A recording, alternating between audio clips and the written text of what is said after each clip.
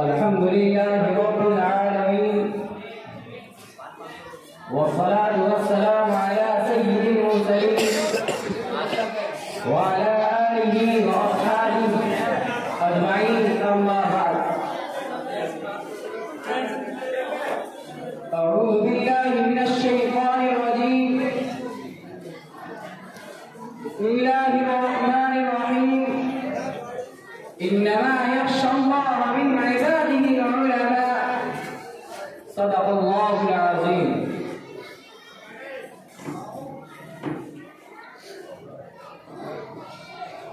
मेरे अजीज साथियों व मेहमानान निज़ाम,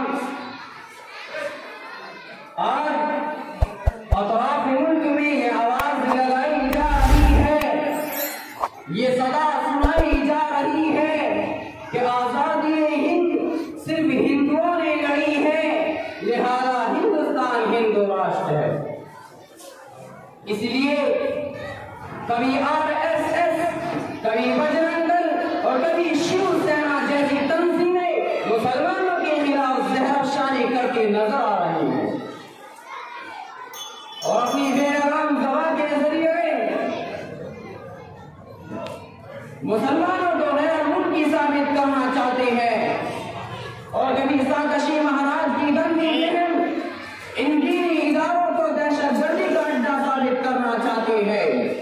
मैं पूछना चाहता हूं इस हुकूमत से कि बताओ, जब हिंदुस्तान की सरजमीन पर अंग्रेज का तसल्लुत हुआ, जब हिंदुस्तान के खून से इमारतों को मिस्मार किया जाने लगा, हिंदुस्तान के इज्जत और आबरू को पैरों तले रौंदा और कुचला जाने लगा, वो कौन था जो अपना लहू बहा रहा था? आज तुम हमसे वफा और सनद मांगते हो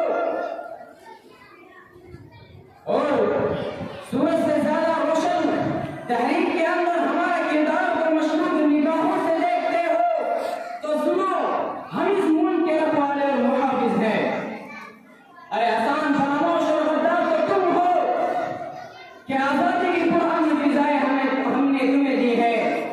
जरा देखो अपने माजी को, जब तुम अंग्रेज के जंगल में जकड़े हुए थे, सांस लेने की तुम्हें मोहलत ना थी, तो उस वक्त इस मुल्क की गोद में परवरिश पाने वाला कोई माई कराने की जुर्रत नहीं कर सकता था कि अंग्रेज की हुकूमत को ललकार सके और दुनिया की सुपर पावर ताकत से मुकाबला करने के लिए आवाज उठा सके।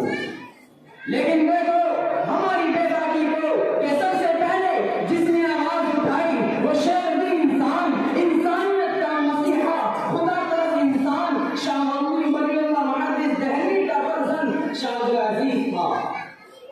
शाह अब्दुल अजीज की आवाज क्या थी? वो आवाज ये थी कि अंग्रेज के खिलाफ जिहाद किया जाए, अंग्रेज के जंगल से मुल्क हिंदुस्तान को आजाद कराया जाए। शाह अब्दुल अजीज का ये फतवा अंग्रेज के लिए खतरनाक पैगाम था।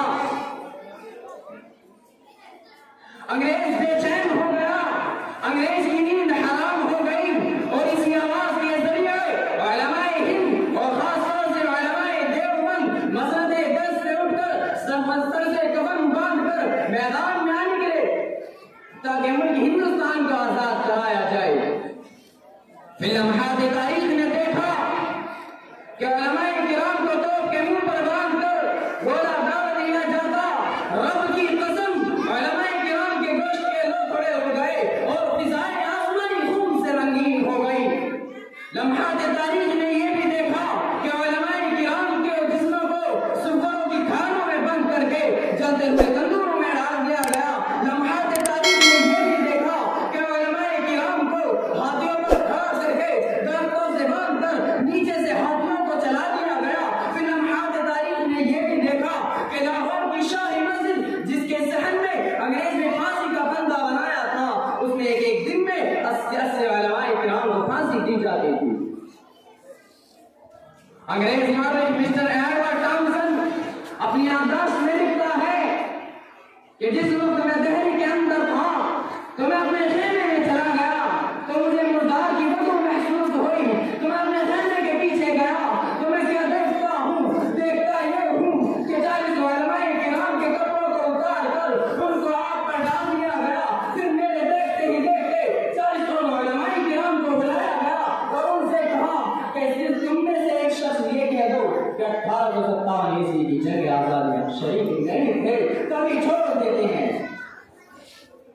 रब की कसम, सारे के सारे उलमाए किराम आग में पक गए, लेकिन किसी ने भी अंग्रेज के सामने गर्दन नहीं झुकाई।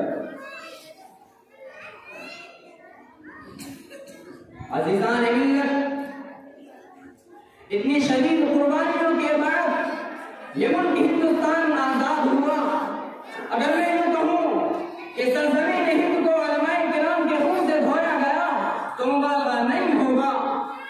कहीं सईद अहमद शहीद बरेलवी अपने खून का नजराना पेश करते दिखाई देंगे, कहीं शाह इस्माइल शहीद अपने खून से बालाकोट की पहाड़ियों को रंगीन करते दिखाई देंगे, कहीं इरादतमंदाने बासबा हजरत नानोतवी और हजरत गंगोही की जंगी सरकर्दगी मिलेगी, और कहीं शेख हिंद और शेख इस्लाम की जंगी सरकर्दगी मिलेगी। ये याद रखो, ये वही शेख हिंद है जिसने अंग्रेज के खिलाफ एक आलमगीरी तहरीक चलाई थी, जिसे आज तारीख के अंदर तहरीक रेशमी रुमाल के नाम से जाना जाता है। अगर ये है कि अगर जंग आजादी में उलमाए किराम हिस्सा न लेते तो हिंदुस्तान कभी भी आजाद न होता। लेकिन आज बड़े ही अफसोस के साथ कहना पड़ रहा है कि हमारे अकादमीन ने, हमारे असलाफ ने आजादी जैसी नेमत को हासिल किया और हमारे साथ ये जुल्म सितम हो रहा है, रोज रोशन की तरह आया है। मैं कहना चाहता हूँ हुकूमत वालों से, इन फिरका परस्तों से, इन पूजा पाठ करने वालों से, क्या हुकूमत इसी का नाम है कि जब चाहो मदारिस पर हमला करा दो, जब चाहो हमारे इबादतगाहों पर पाबंदियां लगा दो, जब चाहो हमें दहशतगर्द करार दिया जाए? याद रखो, ऐसी आजादी पर हम कल भी लानत भेजते थे और आज भी लानत भेजते हैं। अरे हमें आजादी चाहिए, रब के निजाम की आजादी, आका के निजाम की आजादी, सहाबा की निजाम की आजादी। हम अपने अजदाद को कभी बदनाम न होने देंगे, हम अपने अजदाद को कभी बदनाम न होने देंगे, इस हवेली को कभी नीलाम न होने देंगे। अरे देखना है तो देख हुकूमत देकर, अरे देखना है तो देख हुकूमत देकर किसी शहर में प्रोग्राम